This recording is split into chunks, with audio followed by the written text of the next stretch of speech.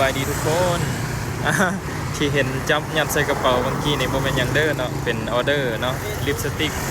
ที่ลูกค้าสั่งเนาะ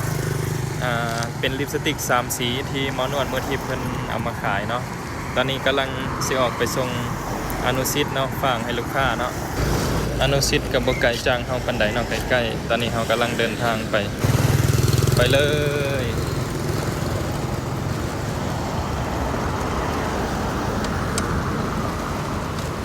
สำหรับผู้ใดอยากได้ลิปสติกเนาะก็สามารถสั่งได้เด้อเพราะว่าลิปสติกหากำมาฮ้อนมื้อนี้เนาะปกติก็ขายมาตลอดแต่ว่าบ่ได้ถ่ายเนาะ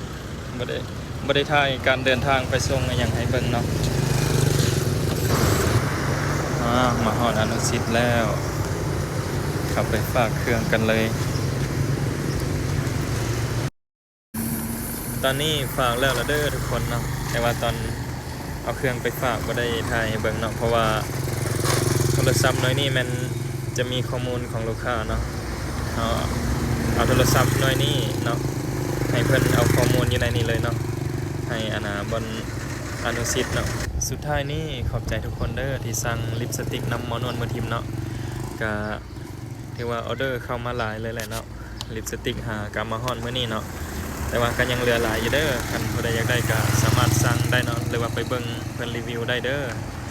สำหรับคลิปนี้ไปแล้วบ๊ายบาย